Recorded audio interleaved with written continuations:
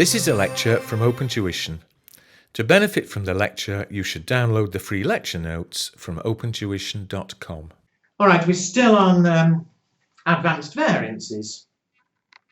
In the previous lectures, I've been through planning and operational variances, I've been through mix and yield variances, and they're by far the two most important, the most common ones for the exam. The ones that remain in this chapter are certainly less common. The first one of which is sales variances or sales mix variances, which have been asked, but again, it isn't very common. And there is a similarity, it's not hard, there's a similarity, a similar sort of logic to mix and yield, which you've been through. You see, what it is usually, certainly in paper F2, we're only selling one product. Here, though, it is possible we could be selling several. You know, I might sell red desks and blue desks. And I may have done my budgets that I expect to sell 1,000 red and 2,000 blue. 3,000 in total. We may sell 3,000 in total. But maybe people switch and buy more reds and less blues. And that can affect us if they make different profits. Anyway, to show you what I mean, have a look at example 4, Olga. Olga sells 3 products, A, B and C. The following table shows the budget and actual results for these products. So you've got there your budget sales for each of them, the standard price per unit for each of them, and the standard cost per unit. The second table, the actual sales, the actual price and cost per unit. And we want the variances. What I'll do, let's do it first as though it's paper F2, and then I'll explain why. We'll do a bit of analysis. But at paper F2, we have the sales price variance,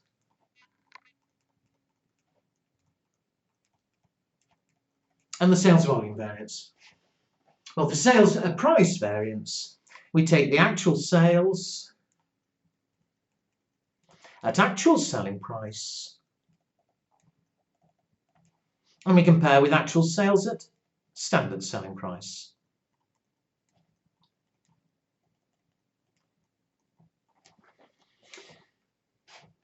Well, same here.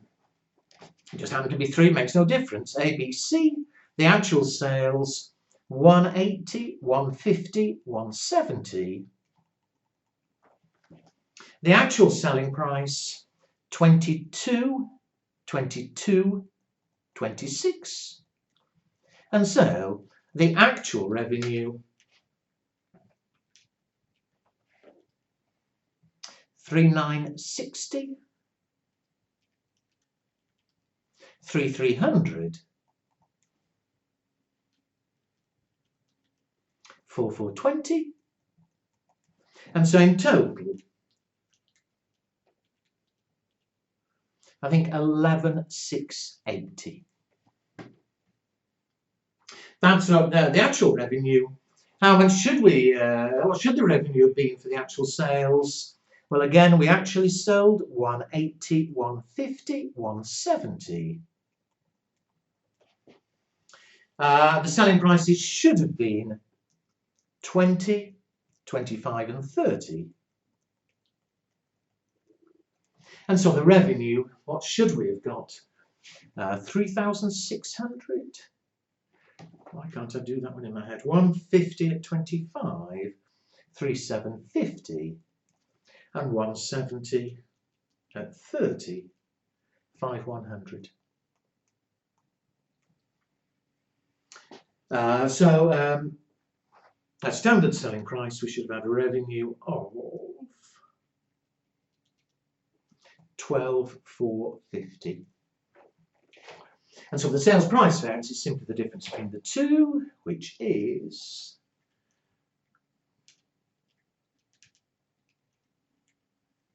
£770. Our actual revenue is a little bit less than standard selling price, so it's adverse. So that, no difference from normal, just takes slightly longer. As always, set it out any way you want. And of course, you could have written the variance down for each one separately. For A, 3960 is against 3600, so that's 360 favourable. For B, 3300 is against 3750, that's 450 adverse. For C, 4420 when it should have been 5100. So what's that? 680, I think, adverse. So there, I hope, no problem at all. It's normal rule. It's just with 3 products it takes a bit longer. What about the other one, though? The other sales variance is the sales volume variance.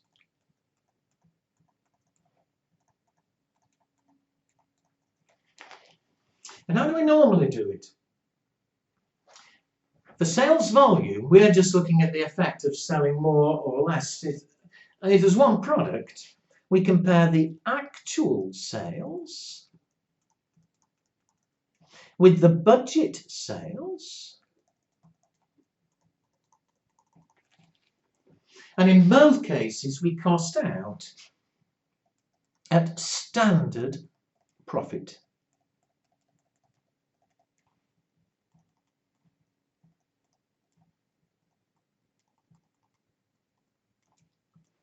Now, I say standard profit per unit.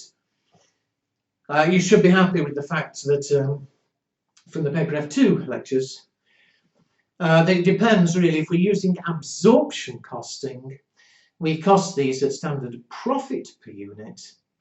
If we're using marginal costing, we cost at standard contribution per unit. Now, to be clear in the exam, it's not sort of left up to you to decide, it'll be clear in the exam which one. So it's the same approach, it's just a question of whether we use contribution or profit. And if that's causing you any confusion, then again, you must go back and look at the paper F2 sales variances. Well, let's do it here.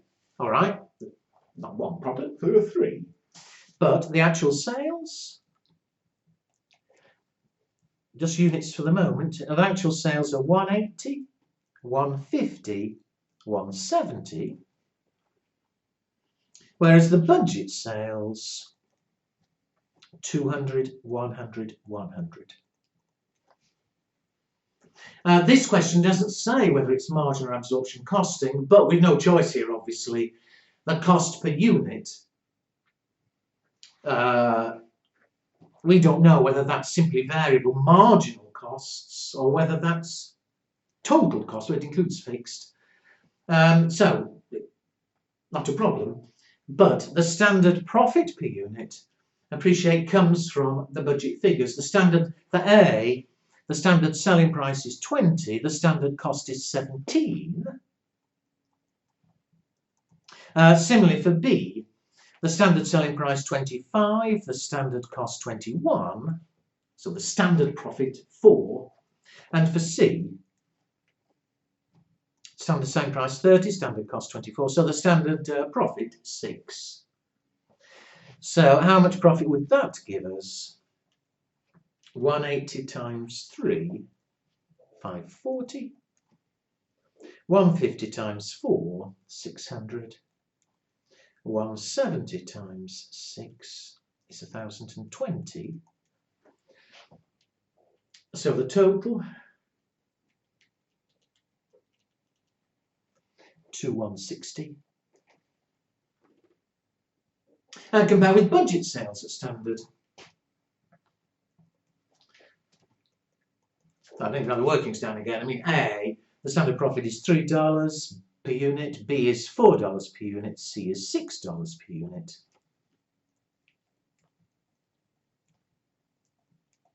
So we were expecting a profit of 1600. So in fact, we've done massively better here. The sales volume variance is 560 favourable. So, so far, nothing new at all. It just takes slightly longer, obviously costing out 3 products instead of 1. But otherwise, exactly as always. And before I go any further, the question also told us the actual costs per unit. Do appreciate that's just to try and trick you. The actual costs per unit are of no relevance whatsoever. If they're different from standard, they're dealt with in the cost variances. Nothing to do with the sales price or sales volume. However, just look at that sales volume variance. Why has it happened? There are actually two different reasons for that occurring. One is that in total, we'd budgeted on selling 400 units. In total, how many units did we sell? In total, we sold 180, 150, 170. We sold 500. And obviously, I hope, if you sell more units, you're bound to make more profit. 500 is against 400. 100 extra units, more profit. But there's something else, though. We did sell 500 units, but if you look at the original budget, we were expecting half our sales to be of A, and then 100 each for the other two. That was how we thought the sales would mix.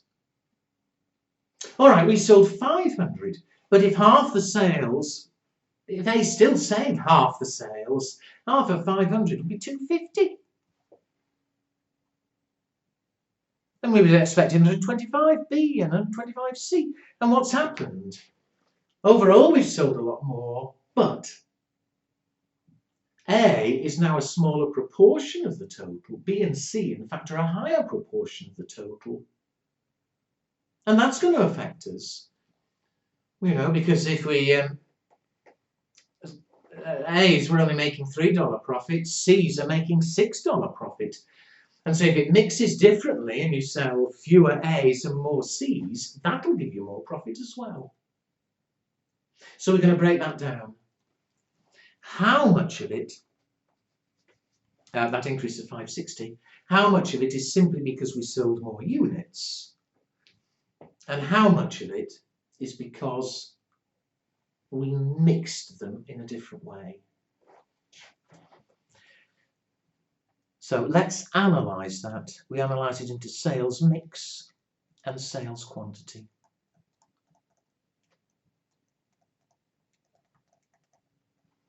First of all, let's do sales mix. And I'll do it in columns, the same sort of way as I did for materials mix. We'll compare the actual mix for the actual total sales with the standard mix for the actual total. So before I put dollars in,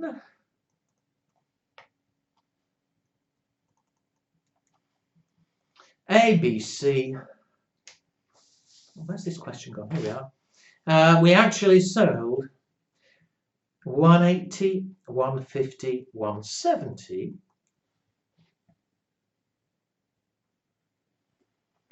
A total of, I had it before and I better check, 13, 20, 500. So we actually sold 500 units. For the moment, I don't care whether that's more or less than we'd expected, but how should we have sold those 500 if we'd have kept to the budget mix? If you look at the budget, out of 400, 200, that proportion, half of them, should have been of A. So out of 500, half of them, 250, should have been A. 100 out of 400, or a quarter, should have been B. Out of 500, that's 125. And similarly, C. If we'd have kept the same mix as in the budget, we'd have sold 125.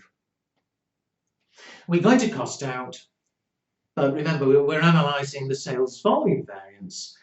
In both cases will cost at standard profit.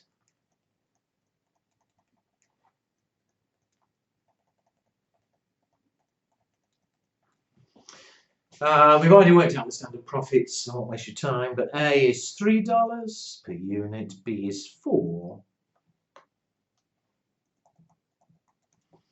C is 6,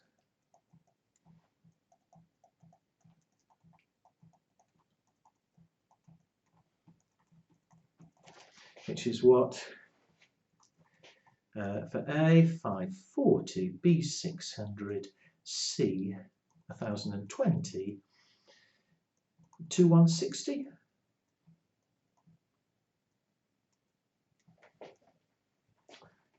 Standard mix, 750, 500, 750. Am I getting these right? I hope so. Yeah. Total 2000. And so, even on the 500 we actually sold, the fact that the mix between the three products has changed has gained us 160. It's favourable. And look at it, it does make sense. Because what's happened is we've ended up selling a lot more C's than we would have expected, 170 instead of 125, and C is very profitable. So that gained us 270. We've also sold a few more B's than we would have expected. Not so many more, and that's only $4 a unit, but that's gained us another 100. A, we've sold a lot less, 70 less, but that was the least profitable, so that lost us money.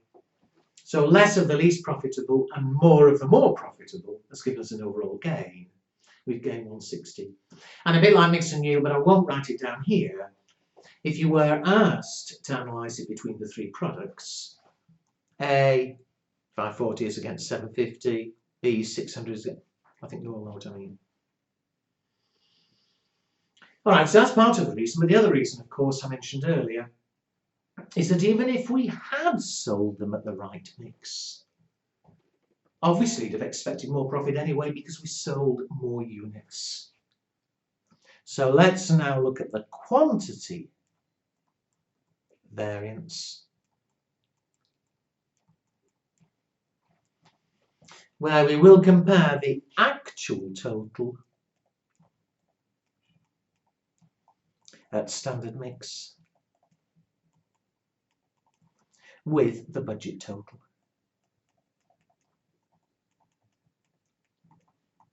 Well, actual total at standard mix, we've already worked out. A, B, C. What was it? 250, 125, 125.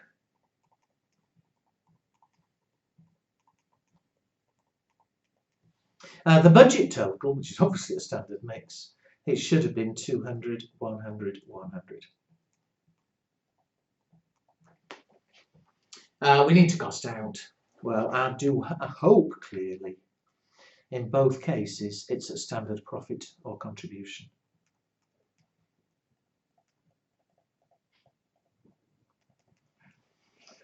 So what is it for the last time? A, $3, B, $4, C, $6,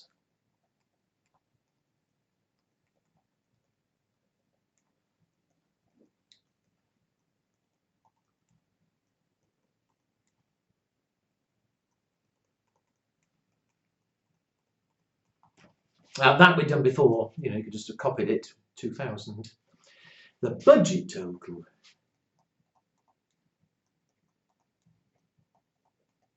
$1,600.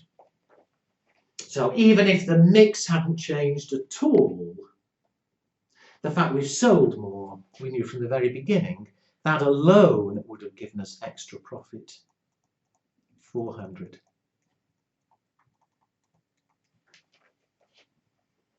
And does it check? Remember, I'm analysing the volume variance here. The price variance isn't affected. Price variance we've done, finished. But here I've analysed the volume. The mix variance, we had 160 favourable. The quantity variance, I didn't write it in, but it's clearly favourable, is 400 favourable. So in total, the volume variance should have been 560. I better check back and make sure. Phew. That's good, otherwise I'd have had to start all over again. But the volume variance, 560. So there we are. It's I've said several times less likely, but I hope that's not too much of a problem. All right, with a couple more to deal with, but that'll be the next lecture.